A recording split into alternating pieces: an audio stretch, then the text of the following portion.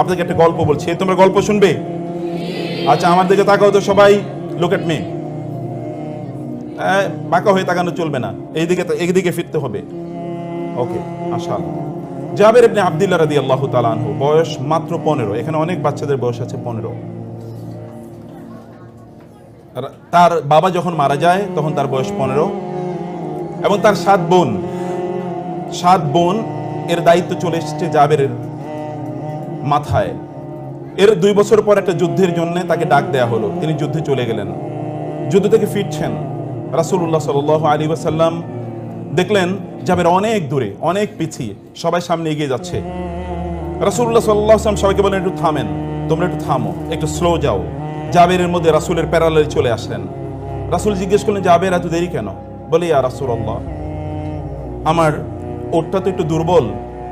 এই কারণে। তোমার উট দুর্বল কেন? ইয়া রাসূল, আপনি তো জানেন আমার বাবা যুদ্ধের ময়দানে শাহাদাত বরণ করেছেন, আমার 7 বোন আছে, আমার ফ্যামিলিতে আর কেউ ইনকাম করার মতো নাই, আমার বাবা এইটুকু সম্পত্তি রেখে গেছেন, এই দুর্বল উটটি, এর চেয়ে শক্তিশালী কোনো কিছু নাই। রাসূলুল্লাহ সাল্লাল্লাহু আলাইহি ওয়াসাল্লাম দেখলেন যে তার জামায় একটা দাগ আছে। এটা কিসের দাগ? তৎকালীন মানুষের জামায় দাগ থাকতো, তারা পারফিউম, আতর ব্যবহার করতে এই দাগ থাকতো। এবং আপনি কোনো সম্ভ্রান্ত ফ্যামিলির মানুষ, তার মানে হচ্ছে আপনার শরীরে আতরের দাগ আছে, কারণ আতর সবাই ব্যবহার করতে জানতো না অথবা পারতো না। এটা কিসের দাগ? ইয়া রাসূলুল্লাহ, আমি বিয়ে করেছি। সেই সময় রাসূলুল্লাহ সাল্লাল্লাহু আলাইহি ওয়াসাল্লাম তার বিখ্যাত সেই কথাটি বলেছেন, তুমি কাকে বিয়ে করেছো? বলে, আমি এরকম একজন বিধবা নারীকে বিয়ে করেছি। তুমি কেন একজন যুবতী নারীকে বিয়ে করলে না? তুলাইবুকা ওয়া তুলাইবুহা, তুমি তার সাথে একটু আনন্দ করতে পারতে, সে তোমার সাথে আনন্দ করতে পারতো। বলি, ইয়া রাসূলুল্লাহ, আমার 7টা বোন, এই বোনদেরকে লালন পালন করার জন্য আমার একজন দায়িত্বশীলা নারী দরকার ছিল, এবং এই কারণে আমি তাকে বিয়ে করেছি। রাসূল তাকে ইন্টারনালি মারহাবা জানালেন, তুমি big choice, great choice you have made. রাসূলুল্লাহ সাল্লাল্লাহু আলাইহি ওয়াসাল্লাম বলে, তো তোমাকে, আচ্ছা তুমি তো এই দুর্বল উট নিয়ে যেতে পারবে না, আচ্ছা ঠিক আছে। রাসূলুল্লাহ সাল্লাল্লাহু আলাইহি ওয়াসাল্লাম উটকে একটু মাত্র খোঁচা দিলেন। এটা এমন একটা আঙ্গুল, যে আঙ্গুল যদি আকাশের দিকে কেবল এতটুকু কেবল ইঙ্গিত করে, তাহলে আকাশের চাঁদ দ্বিগুণিত হয়ে যায়। এমন একটা আঙ্গুল, যে আঙ্গুল যদি কোথাও কেবলমাত্র এতটুকু পানির মধ্যে ডুবায় বা চুবিয়ে দেয়, এটা হতে পারে যে 1 লোটা বা 1 বদনা পানি, কিন্তু 1700 বা 1600 লোক ওইখান থেকে গোসল করার পানি পায়, তারা পানি পান করার মতো পানি পায়, এবং তারা পানি প্রিজার্ভ করতে পারে, যে পরবর্তীতে পানি তারা ব্যবহার করবে। কিন্তু পানি ছিল মাত্র 1 লোটা। 1400 লোক খায় যে এমন এক আঙ্গুল, যে আঙ্গুল কেবলমাত্র বলেছে এতটুকুই কেবলমাত্র খাবার আছে, একটা ছোট্ট পাতিলের মধ্যে অল্প একটু মাংস আছে আর অল্প কয়েকটা রুটি আছে। তিনি বলেছেন, আমি হাতটা রাখলাম, তোমরা এবার নাও। 1400 লোক খাওয়ার পরে এরপরে যতটুকু মাংস ছিল ততটুকুই অবশিষ্ট আছে। এমন একটা আঙ্গুল, সে আঙ্গুল কেবল একটু খোঁচা মারলো, খোঁচা মারার পর ওটা তেজি হয়ে গেল, এবং এটা সবার আগে এখন দৌড়ে যাচ্ছে। রাসূলুল্লাহ সাল্লাল্লাহু আলাইহি ওয়াসাল্লাম বললেন, জাবের থামো। জাবের থামলেন, তোমার ওটটা আমি কিনতে চাই। ইয়া রাসূলুল্লাহ, একটাই তো আমার সম্পদ, এটা বিক্রি করলে কেমনে হবে? না, তুমি আমার কাছে বিক্রি করে দাও। না, আমি বিক্রি করতে পারবো না। তুমি বিক্রি করো প্লিজ। না, আমি বিক্রি করতে পারবো না, আমার একটাই মাত্র সম্পদ। রাসূলুল্লাহ সাল্লাল্লাহু আলাইহি ওয়াসাল্লাম 10 বার বললেন তাকে, তোমার এটা বিক্রি করে দাও। মাত্র তার বয়স মাত্র 17। এখনকার যুগের বাচ্চাদের বয়স 17 হলেও তারা যতটুকু ম্যাচিউরড, তৎকালীন বাচ্চারা ইন্টেলেকচুয়ালি আরো অনেক বেশি ম্যাচিউর ছিল। আমাদের বাচ্চাদের ম্যাচিউরিটি একটা ভিন্ন জায়গায়। আপনারা এবং আমরা ভয়াবহভাবে একটা ডিস্ট্রাকশনের ওয়ার্ল্ডে বসবাস করছি। ভয়াবহভাবে একটা ডিস্ট্রাকশন। কোন এক সময় পাপ করার জন্য আপনাকে অনেক দূরে যেতে হতো, এখন পাপ করার জন্য অন্য কোথাও যাওয়া লাগে না। এখন পাপ আপনার ঘরের মধ্যেই রয়েছে, আপনার একটা ছোট্ট ডিভাইসের মধ্যে রয়েছে। এমন কোনো পাপের ট্রেস নাই যে ট্রেস এই ডিভাইসের মধ্যে পাওয়া যায় না। এভরিথিং, সব কিছু এখানে পাওয়া যায়, এভরিথিং এখানে রয়েছে। যত ধরনের অ্যাভারেশন, যত ধরনের ডিস্ট্রাকশন, যত ধরনের ওয়েওয়ার্ডনেস, যত ধরনের পথভ্রষ্টতা অথবা ধরেন পথ থেকে সরে যাওয়া, এগুলো সব কিছুর মধ্যে পাওয়া যায়। তারা ছিলেন ইন্টেলেকচুয়ালি ম্যাচিউরড। রাসূল তাকে 10 বার বললেন, 10 বারই তিনি ডিনাই করলেন। অতঃপর যখন 11তম বার তাকে বললেন, তিনি বললেন, ইয়া রাসূলুল্লাহ, ঠিক আছে বিক্রি করে দিলাম, কত দেবেন আপনি? বলেন 1 দিরহাম। 2 দিরহাম। কি বলেন ইয়া রাসূলুল্লাহ, এর দাম কি 2 দিরহাম হয় নাকি? আচ্ছা ঠিক আছে 4 দিরহাম। না, আরো বেশি দিতে হবে। আচ্ছা ঠিক আছে 8 দিরহাম। না, আর একটু বেশি দিতে হবে। বলতে বলতে রাসূলুল্লাহ সাল্লাল্লাহু আলাইহি ওয়াসাল্লাম এটার যা দাম হওয়ার কথা ছিল তার চেয়ে 10 গুণ তিনি দাম বলে বললেন, এটা 40 দিরহাম দেবো, যাও। এবার তিনি জাবের বলেন, ইয়া রাসূলুল্লাহ, ঠিক আছে, একটা ছোটদের তোমাদের গল্প বলছি। রাসূলুল্লাহ সাল্লাল্লাহু আলাইহি ওয়াসাল্লামকে এবার জাবের বলেন, ইয়া রাসূলুল্লাহ, আমি একটু মদিনা পর্যন্ত একটু উটটা নিয়ে যাই, আমি যাবো কিভাবে? বলে, আচ্ছা ঠিক আছে, মদিনা পর্যন্ত যাও। মদিনাতে যাওয়ার পর প্রত্যেক দিকে চলে যাচ্ছেন। জাবের দেখলেন রাসূলুল্লাহ সাল্লাল্লাহু আলাইহি ওয়াসাল্লাম চলে যাচ্ছেন। তিনি বলেন, ইয়া রাসূলুল্লাহ, আপনি উটটা নেবেন না? আপনি না বিক্রি করেছেন, আপনি না কিনে নিয়েছেন আমার কাছ থেকে? না জাবের, এদিকে আসো। বলে কি? বলে ওটা তোমাকে দিয়ে দিলাম। না, আমি না বিক্রি করেছি আপনার কাছে। রাসূলুল্লাহ সাল্লাল্লাহু আলাইহি ওয়াসাল্লাম বললেন, আমি তোমার কাছে ওটটা কিনে নিয়েছি, এবার ওটটা আমি তোমাকে হাদিয়া দিয়ে দিলাম। 40 দিরহামও দেয়া হলো, হাদিয়াও দেয়া হলো। রাসূলুল্লাহ সাল্লাল্লাহু আলাইহি ওয়াসাল্লাম, ওলামায়ে কেরাম যারা আছেন, শিক্ষকরা যারা আছেন, রাসূলুল্লাহ সাল্লাল্লাহু আলাইহি ওয়াসাল্লাম জানেন জাবের একটা সেন্সিটিভ, এক ধরনের ইমোশন আছে, একটা সেন্সিবিলিটি আছে, তার এক ধরনের আত্মমর্যাদা আছে। ইংরেজিতে বলা হয় সেলফ এস্টিম। ইংরেজিতে বলা হয় সেলফ এস্টিম। আল্লাহ সুবহানাহু ওয়া তাআলাকে ইজ্জত বলেছেন, ইন্নাল মুলুকা ইযা দাখালু ক্বরিয়াতান আফসাদুহা ওয়া জাআলু আইজ্জাত আহলিহা আযিল্লা ওয়া কাযালিকা ইয়াফআলুন। আল্লাহ তাআলা বলেছেন, স্বৈরাচারদের, জালিমদের, এদের একটা চরিত্র যুগ যুগ ধরে আছে। জালিমরা যদি কোনো একটা সময়, কোনো একটা সমাজে অথবা কোনো একটা রাষ্ট্রের যদি তারা ক্ষমতাশালী হয়, তাহলে ওইখানকার সম্মানিত মানুষদেরকে তারা অপমানিত করে। কারণ জানে, সম্মানিত মানুষের একটা আত্মসম্মান বোধ আছে, এরা কোথাও মাথা নত করে না, এরা মাথা উঁচু করে দাঁড়ায়। যদি তারা দেখে যে তাদের সম্মানে কেউ আঘাত করেছে, তাহলে তারা বাঘের মতো গর্জে ওঠে। এই জন্য তারা সম্মানিত মানুষদেরকে অপমানিত করে, তাদেরকে তারা লিকুইডেট করে দেয়, অর্থাৎ তাদেরকে সমাজ থেকে নিশ্চিহ্ন করে দেয়। এটা যুগ যুগ ধরে এটা ছিল। আল্লাহ সুবহানাহু ওয়া তাআলা কোরআনে সূরা সাবাতে, মোস্ট প্রবাবলি, আমি হাফেজ না, আমি জানি না, most probably it is in সূরাতুস সাবা। এটা কি সূরা সাবায় আছে নাকি? হ্যাঁ, কোন সূরায়? আচ্ছা, তোমরা বলতে হবে পরে। ইন্নাল মুলুকা ইযা দাখালু ক্বরিয়াতান আফসাদুহা ওয়া জাআলু আইজ্জাতা আহলিহা আযিল্লা ওয়া কাযালিকা ইয়াফআলুন। এটা তাদের ওয়া কাযালিকা ইয়াফআলুন মানে এটা হচ্ছে যুগ যুগ ধরে তাদের চরিত্র। ফাইলে মুদারি, ফাইলে মুদারির মধ্যে একটা ইস্তেমরারির একটি অর্থ রয়েছে, মানে এটা সব সময় চলে। এটা আল হুদুস, এখন ঘটে, আবার অন্য সময় এটা আত তাহাদ্দুস, মানে বারবার এটা ঘটে, এরকম একটা সম্ভাবনা ফাইলে মুদারির মধ্যে রয়েছে। যাই হোক, আল্লাহ সুবহানাহু ওয়া তাআলা কিভাবে ছোটদের সাথে কিভাবে ট্রিট করতে হয়, এটি রাসূলুল্লাহ সাল্লাল্লাহু আলাইহি ওয়াসাল্লামের চরিত্রের মাধ্যমে আল্লাহ তাআলা দেখিয়ে দিলেন। আমি আপনাদেরকে বলবো, আপনাদের বাচ্চাদের সাথে সম্মানজনকভাবে, রেসপেক্টফুলি তাদের সাথে আচরণ করুন। রাসূল এমনি তাকে সাদাকা করে দিতে পারতেন, কিন্তু এতে জাবের আত্মসম্মানে আঘাত লাগতো। রাসূল এমনি তাকে ভিন্নভাবে কথা বলতে পারতেন, এতে জাবেরের মন খারাপ হয়ে যেতে পারতো। কিন্তু রাসূলুল্লাহ সাল্লাল্লাহু আলাইহি ওয়াসাল্লাম একদিকে তার সাথে একটু আনন্দ করার একটু সময় কাটালেন, একটু আনন্দ দিলেন তাকে, এক ধরনের তার মধ্যে এক ধরনের হাইপার এক ইমোশন তার মধ্যে তৈরি করে দিলেন। এই ঘটনা যেন জাবের আর কোনোদিন না ভুলে। এরকম মানুষকে কি কোনোদিন ভোলা যায়? এমন মানুষকে কোনোদিন ভোলা যায়? যিনি এমন আচরণ করেছেন, তাকে তো হৃদয় দিয়ে ভালোবাসতে হয়, তাকে অন্তর দিয়ে ভালোবাসতে হয়। সম্মানিত বোনেরা, প্রিয় ভাইয়েরা আমার, আল্লাহ সুবহানাহু ওয়া তাআলা একদল লোকের জন্য ভালোবাসাকে আমাদের জন্য অবধারিত করে দিয়েছেন। ইন্নাল্লাযীনা আমানু ওয়া আমিলুস সালিহাতি সায়াজআলু লাহুমুর রাহমানু উদ্দা। আপনার আরবিক ল্যাঙ্গুয়েজ যদি ভালো করে, বিশেষ করে কোরআনিক ল্যাঙ্গুয়েজ যদি অনেক ভালো করে স্টাডি করেন, তাহলে দেখবেন আল উদ এবং আল মুহাব্বা এর মধ্যে পার্থক্য রয়েছে। আল উদকে ইংরেজিতে বলা হয় ইন্টেন্স লাভ। এটা কোনো শরীয়তের বাধ্যতামূলক কোনো লাভ নয়, যে লাভকে আল্লাহ এবং আল্লাহর রাসূলকে করতে হয়। এটাকে বলা হয় মুহাব্বা। কুল ইন কুনতুম তুহিব্বুনাল্লাহ ফাত্তাবিউনি মান আহাব্বা লিল্লাহি ওয়া আবগাদা লিল্লাহি আল মুতাহাব্বিউনা ফিল্লাহ মান আবগাদা লিল্লাহ ওয়া মান আহাব্বা লিল্লাহ ওয়া আবগাদা লিল্লাহ। আল মাহাব্বা এটা হচ্ছে শরীয়ী টার্ম, কিন্তু আল উদ এটা কোনো জিনিসের এগেনস্টে না, এটা কোনো জিনিসের বিনিময় না, এটা অন্তর থেকে উৎসারিত একটা গভীর ভালোবাসা। এই ভালোবাসা যেমন ভাবে আল্লাহ সুবহানাহু ওয়া তাআলা বলেছেন, between the husbands and the wives, ওয়া মিন আয়াতিহি আন খালাকা লাকুম মিন আনফুসিকুম আজওয়াজান লিতাসকুনু ইলাইহা ওয়া জাআলা বাইনাকুম মাওয়াদ্দাতান ওয়া রাহমা। স্বামী এবং স্ত্রীর রিলেশনের কেমিস্ট্রি হচ্ছে, আল্লাহ তাআলা বলেছেন, আল মাওয়াদ্দা। মাওয়াদ্দা হচ্ছে ইন্টেন্স লাভ, একটা গভীর গভীর ভালোবাসা। আমাদের ভালোবাসা তো এখন অন্য জায়গায়। আমেরিকানদের একটা গল্প বলি। আমেরিকানরা তাদের স্ত্রীদের চেয়ে বেশি ভালোবাসে তাদের কলিগদেরকে, অথবা তাদের সেক্রেটারি, কোম্পানি যে সেক্রেটারি, এরকম একটা মেয়ে, ওই মেয়েকে স্ত্রীর চেয়ে বেশি ভালোবাসে। ইউরোপিয়ানরা তাদের স্ত্রীদের চেয়ে তাদের বেশি ভালোবাসা হচ্ছে তাদের ওই রাস্তাঘাটে যে সকল মেয়েরা আছে তাদেরকে।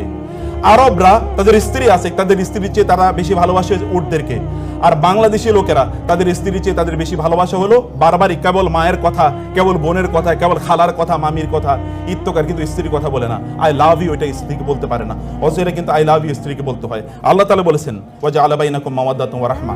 মায়েরা যারা আছেন অন্য কথা অন্যদিকে নেবেন না, আমি এমনি একটা গল্পের জন্য বললাম আর কি।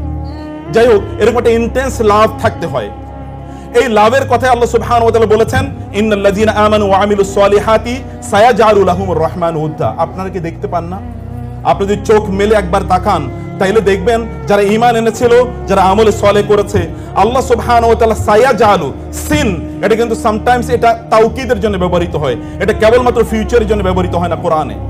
কখনো কখনো সিন এটা তাওকীদের জন্য, তাকিদের জন্য, স্ট্রেস এন্ড এমফাসাইজ এর জন্য ব্যবহৃত হয়। সায়াজালু, আল্লাহ উইল শিওরলি। এন্ড ইয়াজালু শব্দটি জাআলা ইয়াজালু কোরআনে অনেক অর্থে ব্যবহৃত হয়, তোর মধ্যে একটা হচ্ছে রিপ্লেসমেন্ট, একটা রিপ্লেসমেন্ট। যেমন ইন্নী জাইলুন ফিল আরদি খলিফা, আমি জমিনে একজন প্রতিনিধিকে রিপ্লেস করতে যাচ্ছি, কারণ এর আগে জিন ছিল, জিনের পরিবর্তে আমি একটা নতুন রিপ্লেসমেন্ট এখানে করছি। আল্লাহর কসম, যে সকল ব্যক্তিরা আল্লাহর প্রতি ঈমান আনে এবং ভালো কাজ করে, আল্লাহ সুবহানাহু ওয়া তাআলা এদের জন্য অন্যদের অন্তরে ভালোবাসাকে রিপ্লেস করে দেন। একবার তাকিয়ে দেখেন না, এমন বহু লোক আছে যারা বহুদিন কোনো আপনাদের আলোচনা মাহফিলে আসতে পারে নাই, আপনাদের সামনে কথাবার্তা বলতে পারে নাই। হতে পারে যে তারা চার দেয়ালের মধ্যে তারা বন্দী ছিল, কিন্তু 13, 14, 15, 16 বছর, 20 বছর পরেও সমগ্র পৃথিবী তাদের জন্য কাঁদছে। এরকম কাঁদে নাই? এমন অবস্থা কি আপনাদের সামনে দৃশ্যমান নয়? এরকম কোটি কোটি এরকম এক্সাম্পল, কেবল যদি আপনাদের চোখ আছে, ইন্নাহা লা তা'মাল আবসার ওয়ালাকিন তা'মাল কুলুবুল লাতী ফিস সুদূর, যদি অন্তরের দৃষ্টি থাকে তাহলে আপনি এটা দেখতে পাবেন। আল্লাহ তাআলা কি রকম ভালোবাসা তাদের অন্তরে তৈরি করে দিয়েছেন। আমি জানি এরকম লক্ষ লক্ষ মানুষের কথা, যে সকল লক্ষ লক্ষ মানুষরা এরকম ব্যক্তিদের জন্য সেজদায় গিয়ে কাঁদে, অথবা তারা এমন জায়গায় গিয়ে কাঁদে যেখানে দোয়া কবুল হবেই, দোয়া কবুলের গ্যারান্টি দেওয়া হয়েছে, এমন জায়গায় গিয়ে কাঁদে। আপনাদের সন্তানদেরকে যদি আপনারা এইরকম একটা জায়গায় নিয়ে যেতে চান যাদের জন্য লোকেরা কাঁদবে, ফামা বাকাত আলাইহিমুস সামাউ ওয়াল আরদু ওয়া মা কানু মুনজারিন, এমন বহু লোক আছে তারা যখন মারা যায় তখন আসমান এবং জমিন তাদের জন্য কেঁদে ওঠে।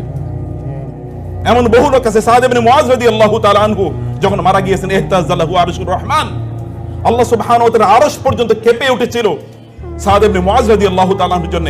আরশ কেঁপে ওঠার অর্থ আমি জানি না, কারণ এটার কোনো এক্সপ্লেনেশন না আল্লাহ দিয়েছেন না আল্লাহ রাসূল দিয়েছেন, কিন্তু আরশ কেঁপে ওঠার কথা তো রাসূলুল্লাহ সাল্লাল্লাহু আলাইহি ওয়াসাল্লাম বলেছেন, এবং মুতাওয়াতির পর্যায়ে বর্ণনা, এই বর্ণনার মধ্যে কোনো সন্দেহ নাই। এরকম অনেক অনেক ঘটনা ঘটে। আল্লাহ সুবহানাহু ওয়া তাআলা এমন কিছু মানুষকে তৈরি করে দেন যারা আল্লাহর জন্য তাদের জীবনকে নিবেদিত করে দিয়েছিল। আল্লাহ সুবহানাহু ওয়া তাআলা অন্যদের অন্তর থেকে অন্য সকল জিনিসের ভালোবাসা দূর করে দিয়ে এই সকল ব্যক্তিদের ভালোবাসা তাদের অন্তরে তৈরি করে দেন। সায়াজআলু লাহুমুর রহমানু উদ্দা, আর এই ভালোবাসা আল্লাহ তাআলা বলেছেন নট মুহাব্বা, তিনি বলেছেন উদ্দা। উদ্দা মানে হচ্ছে, হতে পারে যে এই ব্যক্তি আপনাকে কোনোদিন পছন্দ করে না, অথবা আপনার আদর্শকে পছন্দ করে না, কিন্তু তিনি আপনার জন্য চোখের পানি ফেলবেন, তিনি আপনার কথা বলবেন, তিনি আপনাকে স্যালুট করবেন, তিনি আপনাকে শ্রদ্ধা করবেন। এমন বহু লোক যারা হতে পারে যে আদর্শিকভাবে আপনাকে প্রচন্ড ভাবে তারা ঘৃণা করে, কিন্তু আপনার ভালোবাসা তার অন্তরে আল্লাহ তাআলা এমন ভাবে তৈরি করে দিয়েছেন, সে আপনাকে শ্রদ্ধা করা ছাড়া কোনো উপায় নাই, in public or in private. সম্মানিত ভাইরা, 3 নম্বর বোনেরা, 3 নম্বর যে বিষয়টা আমি বলতে চাই, আমি জানি না 15 মিনিট চলে গেছে কিনা, আমার ঘড়িটা কাজ করছে না।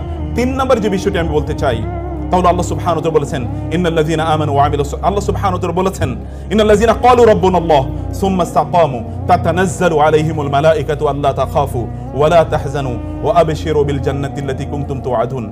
কোরআনের প্রত্যেকটা শব্দ যদি আমি বিশ্লেষণ করি তাহলে এটা অনেক সময় লাগবে। ইন্নাল্লাযীনা ক্বালু রাব্বুনাল্লাহ সুম্মা ইসতাকামু, আমি শুধু তাতানাজ্জালু শব্দটি বলি।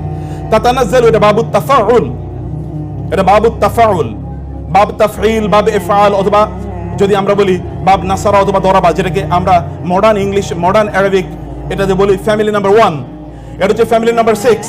ফ্যামিলি নাম্বার 6 এ কোরআনে যত শব্দ এসেছে সবগুলো শব্দের মধ্যে কাসরাত রয়েছে, কাসরাত মানে অনেক বেশি। যেমন তানাজ্জালুল মালাইকাতু ওয়ার রূহু, তাতানাজ্জালু আলাইহিমুল মালাইকাতু, এখানে আলিফ লাম এটা কখনো কখনো ইস্তিগরাক অথবা লিল কাসরা, একটা কমিউনিটিকে বোঝানোর জন্য ব্যবহৃত হয়। যেই সকল ব্যক্তিরা তারা ঈমান এনেছে, ঈমানের উপর তারা সুদৃঢ় ছিল, আল্লাহ সুবহানাহু ওয়া তাআলা বলেন এদের মৃত্যুর সময় বিশাল সংখ্যক ফেরেশতা তাদের উপর এসে নাজিল হয়, তাতানাজ্জালু আলাইহিমুল মালাইকা, এবং ফেরেশতারা এসে তাদেরকে বলে আল্লাহ তাখাফু ওয়া লা তাহজানু ওয়া আবশিরু বিল জান্নাহ। আল্লাহ তাখাফু, তাখাফু এবং তাহজানু, তোমাদের কোনো ভয় পাওয়ার কোনো কারণ নাই, অতীতের যা তোমরা করেছো এর জন্য কোনো ভয় পাওয়ার কোনো কারণ নাই। এমন অনেক মানুষ আছে, যে সকল মানুষ, এমন অনেক মানুষ আছে যেই সকল মানুষ অতীতে এমন কাজ করেছিল, মৃত্যুর ফেরেশতা যখন তার কাছে আসে তখন সে বলতে থাকে খবরদার আমার একটু একটা দিন সময় দাও, আরো একটা দিন বাঁচতে চাই, আরো একটা দিন থাকতে চাই। এটাকে বলে আল খাউফ। এবং দুই হচ্ছে আল হাজান অথবা আল হুজুন। হুজুন মানে হচ্ছে ভবিষ্যৎ সম্পর্কে আপনার টেনশন, আমি যা আকাম করছি অতীতে এটার জন্য জানি কি যেন হয়, কি যেন হয়, ভবিষ্যতে যেন আল্লাহর সামনে গিয়ে কিভাবে দাঁড়াতে হয়। এইরকম একটা পরিস্থিতিতে ফেরেশতারা এসে তাদের কাছে বলে, আপনি হয়তো বা মা, তার পাশে আপনি দাঁড়িয়ে কাঁদছেন, আপনি বাবা কাছে কাঁদছেন, আপনার সন্তানরা আপনার মৃত্যুর সময় কাঁদছে এবং আত্মীয় স্বজন কাঁদছে, কিন্তু আপনি হাসছেন। কেন হাসছেন জানেন? কেন? আপনি কিন্তু মৃত্যু অথবা মৃত্যুর দুয়ারে আপনি দাঁড়িয়ে আছেন, আপনি হাসছেন আর অন্যান্যরা কাঁদছে। কেন আপনি হাসেন জানেন? কারণ ফেরেশতারা এসে আপনাকে বলেছে লা তাখাফু ওয়া লা তাহজানু। 3 নম্বরে আপনার সামনে জান্নাত উপস্থাপন করা হয়েছে, ওয়া আবশিরু বিল জান্নাহ, এবং তাকে জান্নাতের সুসংবাদ দাও। নাহনু আউলিয়াউকুম ফিল হায়াতিদ দুনিয়া ওয়া ফিল আখিরাহ, তোমাদের বন্ধু ছিলাম আমরা দুনিয়াতে এবং আখিরাতেও তোমাদের বন্ধু আমরা। রাসূলুল্লাহ সাল্লাল্লাহু আলাইহি ওয়াসাল্লাম বললেন, তুআদু আল রূহু ফি জাসাদিহি, ব্যক্তি যখন মারা যায় তখন তার রূহটা তার শরীরে ফিরিয়ে দেওয়া হয় এবং তাকে তখন ফেরেশতারা এসে তাকে প্রশ্ন করে, 4টি প্রশ্ন করে, এবং চতুর্থ প্রশ্নটি 3টি প্রশ্ন আমরা সবাই মুখস্থ জানি। চতুর্থ এবং সহিহ হাদিস, এটা হাসান আল আরনাউত তিনি, শুআইব আল আরনাউত তিনি বলেছেন হাদিসটি সহিহ। ইমাম আহমদ ইবনে হাম্বল তার মুসনাদে হাদিসটি বর্ণনা করেছেন। তিনি বলেছেন রাসূলুল্লাহ সাল্লাল্লাহু আলাইহি ওয়াসাল্লাম বললেন, ফেরেশতারা তাকে 4 নম্বর প্রশ্নই করবে, ওয়ামা ইলমুকা, কি ধরনের জ্ঞান অর্জন করেছো আপনাদের বাচ্চাদের ব্যাপারে, এই কথাটি কি জ্ঞান অর্জন করেছো? তখন সে বলবে, ক্বারাআতুল কুরআনা ফাআমানতু বিহি ওয়া সাদ্দাকতু, আমি কোরআন তেলাওয়াত করেছিলাম, কোরআন পাঠ করেছিলাম, কোরআনের উপর ঈমান এনেছি এবং কোরআন যা বলেছে আমি তাকে সত্যায়ন করেছি, আমি তা নিজের জীবনে বাস্তবায়ন করেছি, সেটা প্রচার এবং প্রসার করেছি এবং তার উপর আমি বিশ্বাস স্থাপন করেছি, আমি এর কোনো অন্যথা করি নাই। তখন আসমান থেকে ফায়ুনাদি মুনাদিন ফিস সামা, তখন আসমান থেকে চিৎকার করে জানিয়ে দেওয়া হবে, আন সাদাকা আবদি, আমার বান্দা সত্য বলেছে। এই কথা মহান আল্লাহ সুবহানাহু ওয়া তাআলা বলেন, আমার বান্দা যা বলেছে সত্য বলেছে।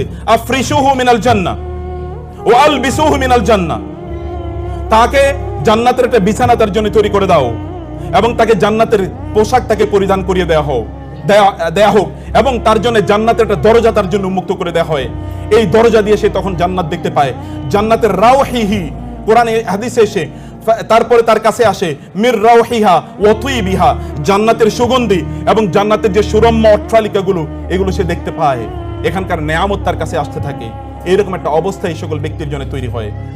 সম্মানিত ভাইয়েরা এবং বোনেরা, আপনারা যদি আপনাদের সন্তানদেরকে চান এরকম মানুষে তারা পরিণত হোক, পৃথিবী ব্যাপী আল্লাহ সুবহানাহু ওয়া তাআলা তাদের অন্যদের অন্তরে এদের ভালোবাসা তৈরি করে দেখ, এরা সফল হোক এবং এরা যখন আল্লাহ সুবহানাহু ওয়া তাআলার সামনে যখন যাবে তখন এরা এলিট হিসাবে, অ্যারিস্টোক্রেটিক হিসাবে, নোবেল হিসাবে, সম্ভ্রান্ত মানুষের মতো তারা আল্লাহর সামনে দাঁড়াবে অথবা আপনারা আল্লাহর সামনে দাঁড়াবেন।